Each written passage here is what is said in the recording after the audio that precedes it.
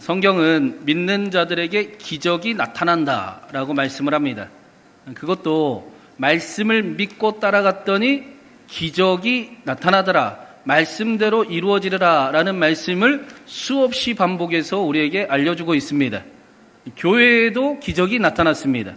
병든 자가 고침을 받고 또 가지고 있던 문제들이 해결되는 일들이 나타났습니다. 또 사랑하는 기적도 나타났습니다. 미워하지 않고 사랑하고 서로를 수근수근 뒤에서 이야기하지 않고 허물을 덮어주는 기적이 교회에 나타났습니다. 자신의 것을 챙기기보다 자신의 것을 나누고 서로 일으켜주는 그런 기적이 교회에 나타났습니다. 저는 이런 기적이 우리 교회에도 더욱 가득하기를 간절히 바랍니다. 서로가 사랑하고 서로에게 힘이 되고 서로를 격려해서 예배를 드리고 나오면, 교회 갔다 오면 새 힘을 얻는 기적이 날마다 가득하기를 간절히 바랍니다. 그래서 하나님을 사랑하듯 사랑하는 삶을 살아가는 그 길에 우리에게 필요한 모든 것을 하나님께서 더해 주시고 우리가 기적의 공동체요 또 사랑의 공동체가 되어가기를 주님의 이름으로 축원합니다. 오늘 말씀에도 사도 베드로는 거짓 교사에 대해 말씀을 계속하다가 이제 다시 편지를 읽는 교회에게로, 성도에게로 눈을 돌립니다. 1절 말씀에 이렇게 말씀을 합니다. 우리 1절 같이 읽어보겠습니다. 사랑하는 자들아, 내가 이제 이 둘째 편지를 너희에게 쓰노니 이 두 편지로 너희의 진실한 마음을 일깨어 생각나게 하여. 사랑하는 자들아 라는 표현은 베드로가 매우 좋아하고 자주 쓰는 표현입니다. 예수님이 베드로에게 해주신 표현이었습니다. 요한복음 21장에 베드로는 부끄럽고 이제는 어찌할 바를 몰라서 숨어 있는데, 도망쳐 있는데 예수님이 찾아오셨습니다. 그리고 베드로에게 사랑하는 자야 라고 말씀하셨습니다. 요한의 아들 시몬아, 내가 나를 사랑하느냐? 나는 너를 아직도 사랑하는데 너도 나를 사랑하니? 사랑하는 자야 라고 말씀하셨습니다. 베드로에게는 이 사랑하는 자야 라는 말씀은 기적 같은 말씀이었지요. 사랑받을 수 없는 자인 줄 알았는데 여전히 사랑하신다. 아니, 나는 끝까지 너를 사랑할 거야 라는 기적과 같은 말씀이었습니다. 오늘 1절 말씀도 동일한 말씀입니다. 하나님의 사랑을 끝까지 받는 사람들아, 하나님의 그 기적을 경험한 사람들아, 하나님의 사랑이고 하나님의 소망이며 하나님께서 그 일을, 놀라운 일을 이루어가기를 원하시는 사람들아 라고 말씀하는 것입니다. 사랑하는 여러분, 우리는 하나님의 사랑입니다. 하나님의 소망입니다. 하나님은 우리를 통해 하나님의 놀라운 일을 이루어 가실 것입니다. 안 믿어져서 그렇지요. 안 사라져서 문제지 하나님의 뜻은 변함이 없습니다. 그래서 오늘 말씀에 베드로가 이 편지를 쓴 이유가 우리의 마음에 깨닫게 하고 생각나게 하기 위해서, 우리가 어떤 사람인지, 우리가 어떤 존재인지를 알게 하기 위해서 이 일을 전한다라고 말씀을 합니다. 우리가 이러한 삶을 살아가기 위해서는 반드시 알아야 될 중요한 사실이 오늘 말씀에 나온다라는 것입니다. 우리 3절과 4절도 한번 읽어보겠습니다. 3절 4절입니다. 먼저 이것을 알지니 말세에 조롱하는 자들이 와서 자기의 정욕을 따라 행하며 조롱하여 이르되 주께서 강림하신다는 약속이 어디 있느냐? 조상들이 잔후로부터 만물이 처음 창조될 때와 같이 그냥 있다 하니. 우리가 사는 시대에는 거짓 선생들이 조롱하는 그 소리가 있을 것입니다. 이들은 하나님의 말씀을 따라 하는 말이 아니고 자신의 정욕을 따라 전하는 말들입니다. 그래서 하나님께서 이 거짓 선생들, 선생의 위치에서 말씀이라고 가르치는 자들의 말을 말씀이라고 하지 않으시고 조롱이라고 말씀을 하십니다. 이 조롱하는 자들이 하는 말이 무엇이냐? 예수님은 다시 안 오십니다. 심판은 없습니다. 그러니 마음껏 여러분을 위해 사십시오. 여러분을 위해 사는 것이 가장 지혜로운 일입니다. 라고 가르치고 있습니다. 성경은 우리가 하늘의 시민권자이고 이 땅에서 나그네라고 가르칩니다. 그런데 거짓 선생들은 아예 반대로 가르칩니다. 우리가 이 땅에서 주인입니다. 우리가 가진 것이 다 우리 것입니다. 그러니 아끼고 힘을 다해 챙기시고 또 꾸준히 쌓으십시오. 죽어서도 그것을 가져갈 수 있을 것입니다. 거짓 선생들의 정체가 드러났습니다. 이들은 예수님을 믿는다고 하는 사람들이었습니다. 그런데 이들을 따라가 봤더니 예수님이 안 계셨습니다. 이들의 끝에는 종용만 있었습니다. 이들은 자신들이 선생의 자리에서 자신 있게 말씀을 가르치는 자들이었는데 그 끝에는 오히려 예수님은 오시면 안 되는 분이 되어 있었습니다. 이러한 일들은 우리를 유혹하기도 합니다. 우리는 한국교회에서 이런 일들을 자주 또 목격하는 시대를 또 살아가고 있습니다. 실질적으로 우리에게 유혹하진 않지만 저 목사도 저 장로도 저 믿음의 사람도 그렇게 살았는데 라는 생각이 나도 모르게 내 안에 들어와 헌신이 아깝습니다. 섬김이 무겁습니다. 우리에게 유혹하는 일이 우리도 모르게 넘쳐납니다. 분명 예수님을 믿었는데 왜 이렇게 되어버렸을까? 성경에 답이 나옵니다. 그들이 하나님의 말씀을 따르지 않고 자신의 정욕을 따랐기 때문입니다. 하나님의 말씀이 없었기 때문에 그렇게 됐던 것입니다.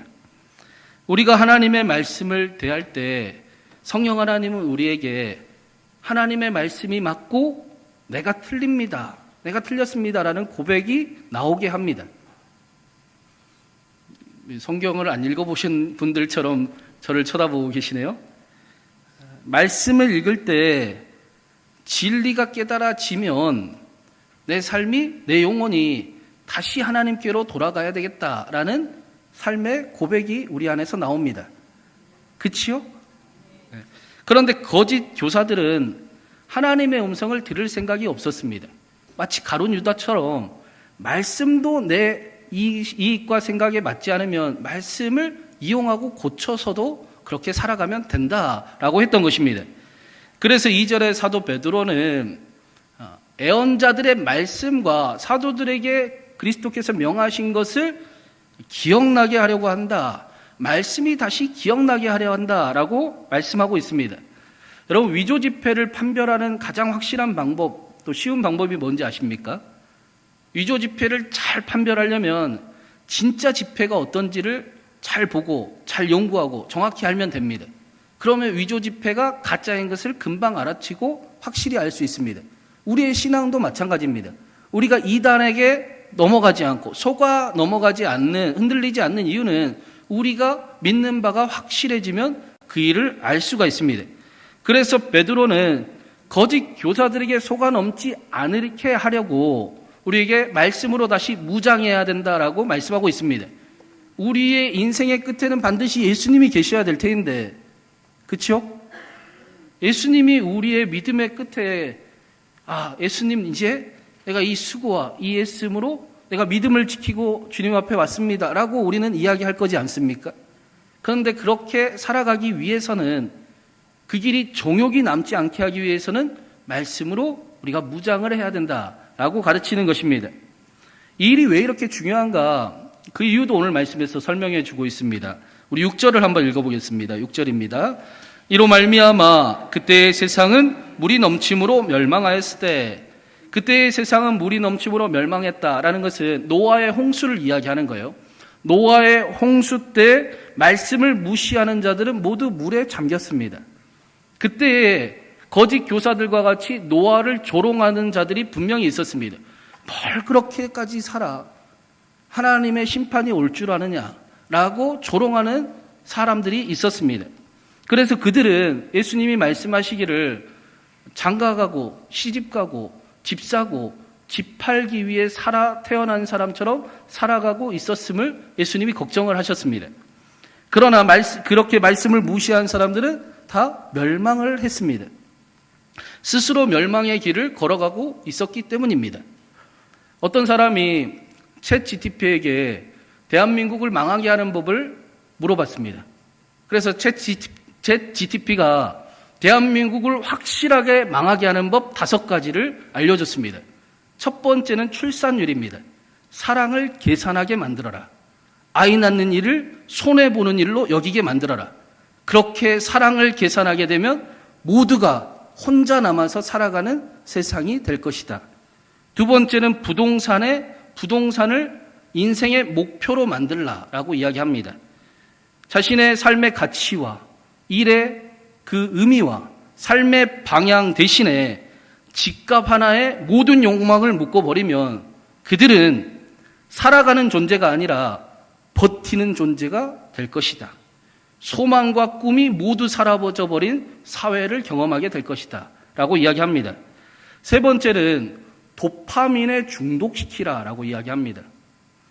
깊게 생각하는 것은 지루한 일이고 인내하는 것은 바보 같은 일입니다. 빠른 분노와 쾌락을 보상해주면 그들은 판단하기를 이제 멈출 것이고 보이는 대로 살아가는 바보들이 될 것이다. 네 번째는 교육을 줄 세우기로 끝내라 라고 합니다. 질문하는 아이들은 시끄러운 아이, 문제가 있는 아이로 만들고 정답을 잘 외우는 아이를 칭찬해주고 맞다라고 이야기를 해줘라.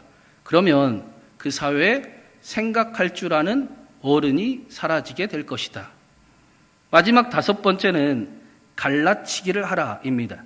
남녀가 적이 되게 만들고 또 세대가 원수처럼 갈라놓고 또 정치를 편가르기 게임으로 만들면 그들은 위를 보지 않고 서로 물어뜯게 될 것이다 라고 이야기합니다. 챗 GTP의 대답이 낯설지가 않습니다. 이 시대에 일어나는 우리의 사회의 이야기를 이야기하는 것처럼 들립니다. 세상이 가르치고 강요하던 그 지혜의 끝은 생명과 소망이 아니라 허무함과 공허함이 있습니다. 대한민국을 확실하게 망하게 하는 방법이 있습니다. 이것이 바로 베드로가 말한 자기의 정욕을 따라 행하는 거짓 교사들의 현대판 모습입니다. 거짓 교사들의 가르침은 그 끝에 생명이 없고 멸망이 있습니다. 그러나 우리는 멸망을 향해 걸어가지 않고 길이요, 진리요, 생명이신 예수님을 향해 걸어가고 있습니다. 우리는 이 나라가 망하게 내버려 두지 않을 것입니다. 우리는 다시 새 힘을 얻을 것이고 날마다 기도하며 그 길을 함께 걸어갈 것입니다. 그래서 오늘 말씀에서도 8절에 사랑하는 자들아, 하나님의 사랑을 기억하는 자들아, 하나님의 사랑을 경험한 사람들아 라고 부릅니다. 교회 안에 거짓 교사도 있지만 예수님을 뜨겁게 사랑하는 사람도 있습니다.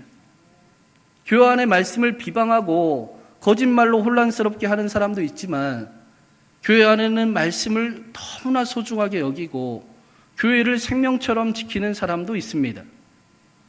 거짓 교사들을 향한 책망의 말씀을 나를 향한 말씀이라고 듣고 다시 더 하나님 앞에 가려고 하는 사람들이 있습니다.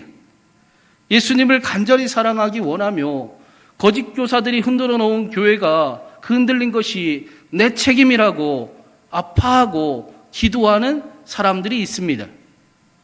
사도 베드로는 그렇게 사랑하고 사랑스러운 성도들을 향해 죽게는 하루가 1000년 같고 1000년이 하루 같다는 이 사실을 잊지 말라라고 말씀합니다. 여러분, 하나님이 시간도 창조하셨습니다. 시간 밖에서도 하나님은 계시고 시간 안에서도 하나님은 계십니다. 그것을 영원하신 하나님이라고 하십니다. 하나님은 시간을 초월하여 지금 우리와 함께 계십니다. 성령으로 우리와 함께 계시는 하나님을 우리에게 기억하라라고 말씀하십니다. 또 이 말씀은 시편 90편 말씀을 인용한 말씀입니다. 시편 90편 말씀은 영원하신 하나님과 그리고 짧은 연수를 잠깐 있다 사라지는 인간의 삶을 대조하는 말씀입니다. 사람은 기껏해야 70을 살아가고 강건하면 80을 살아가는데 그 연수를 자랑하기에 바쁩니다. 그 일은 수고와 슬픔뿐입니다. 하나님은 영원하신 하나님이시고 산이 있기도 땅과 하늘이 만들어지기도 전에 계시던 하나님이십니다. 그래서 모세는 시편 90편에 그렇기 때문에 내가 살아가는 동안 주의 그 노여움의 능력과 주의 진노의 두려움을 기억하게 하시고 한순간인 이 인생에 영원하신 하나님 안에 거하는 지혜를 더하여 주시옵소서라고 기도를 드렸습니다. 사도 베드로도 동일한 말씀을 우리에게 전하고 있습니다. 거짓 교사들이 우리를 흔듭니다. 우리를 속입니다. 우리도 가다가 헌신이 너무나 무겁고 아깝고 섬기는 것이 바보 같아 보일 때도 있습니다. 그러나 그렇기 때문에 더 말씀 앞에 가까이 나아가라. 말씀에 생명이 있다. 말씀에 능력이 있다. 말씀과 가까이 하며 살아가라 라고 우리에게 가르치는 것입니다. 9절 말씀처럼 하나님은 모든 사람들을, 심지어는 거짓 교사들까지도 회개하고 구원받기를 기다리는 하나님이시기 때문입니다. 하나님은 심판을 즐겨하시는 하나님이 아니라 우리 모두가 구원받기를 원하시는 하나님이십니다. 그래서 우리가 사랑받는 자임을 좀 믿어도 되고, 그래서 사랑하는 삶을 살아가게 하시기를 원하시는 것입니다. 사랑의 기적이 우리 삶에 있음을 확인하고 그렇게 기적의 사람으로 살아가기를 원하시는 것입니다. 심판이 더딘 것은 하나님이 무능하신 것이 아니고 여전히 방황하고 여전히 안 그런 척하는 우리가 하나님의 그 구원 안에 온전히 살아가기를 원하시는 애달픈 기다림이신 것입니다. 조롱하는 자들은 세상이 그대로인데 무슨 심판이 있겠느냐라고 말할지도 모릅니다. 그러나 하나님께 하루가 천년 같은 이유는 단 한 사람이라도 더 돌이켜 사랑하는 삶을 사랑받는 자가 되기를 원하시기 때문입니다. 그리고 이 사랑을 사랑하는 자들을 통해 하나님의 놀라운 일을 이루어가기를 기대하고 계시고 지금도 그 일을 이루고 계시기 때문입니다. 사도행전 1장에 제자들이 예수님에게 예수님 마지막 때 이 세상이 회복될 때는 언제입니까? 라고 물었습니다. 그러자 예수님이 하신 얘기가 때와 그 시기는 하나님의 소관이니 너희는 그것들에 대해 궁금하지 말고 너희가 성령을 받아 증인의 삶을 살아야 된다라고 말씀하셨습니다. 때가 중요한 것이 아니라 이 시대에 정말로 망할 것을 달려가는 그 시대에 무엇을 고민하고 어떠한 삶을 살아가야 될지를 확실히 아는 삶을 살아가라 라고 말씀하시는 것입니다.